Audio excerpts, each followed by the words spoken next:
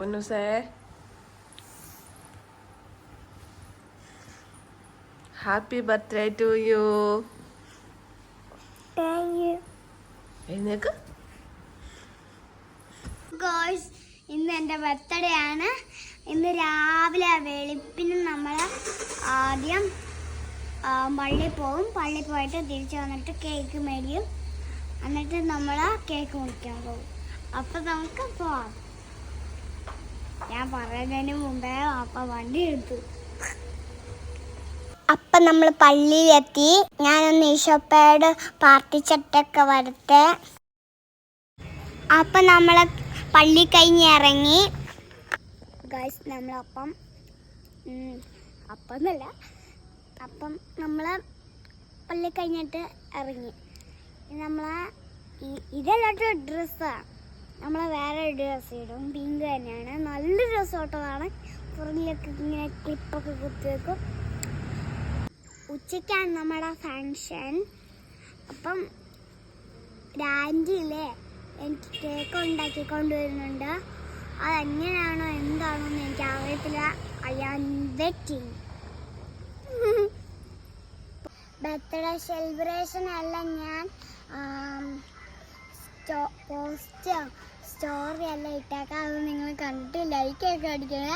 അല്ലേ നമ്മൾ സെലിബ്രേഷനുള്ള ബലൂണൊക്കെ വെച്ച് അലങ്കരിക്കാൻ പോവാണ്.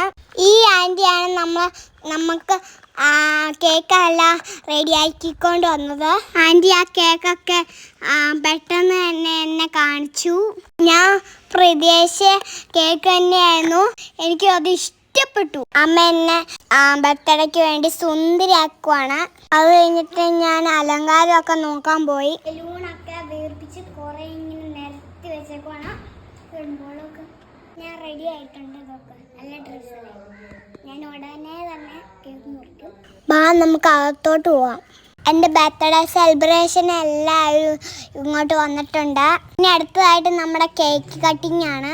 ഞാനാണെങ്കിൽ കേക്ക് കട്ട് ചെയ്യാൻ വേണ്ടി റെഡി ആയിട്ട് ഇരിക്കുമായിരുന്നു. അതെങ്ങനെയാ വീഡിയോ എടുക്കുന്ന അങ്കിൾമാരെല്ലാം വരണ്ടേ. അങ്ങനെ ആ സുന്ദര നിമിഷം എത്തി. ആര്യങ്കാവുന്ന പപ്പയും മമ്മിയും ഇടുക്കിയത് പപ്പിച്ചിയും അമ്മമ്മയും അങ്ങനെ എല്ലാവരും ഉണ്ടായിരുന്നു. പിന്നെ നമ്മുടെ അടുത്തുള്ള അങ്കമാരും ആൻറ്റിമാരും എല്ലാവരും ഉണ്ടായിരുന്നു. പിന്നെ എൻ്റെ സ്കൂൾ വരെ പോയി. എല്ലാവർക്കും ഞാൻ സ്വീറ്റ്സ് ഒക്കെ കൊടുത്തു. എന്നെ കണ്ടപ്പോൾ ഓടി എല്ലാവരും വന്ന് എനിക്ക് ഹാപ്പി ബർത്ത്ഡേ ടു യു ഒക്കെ പറഞ്ഞു.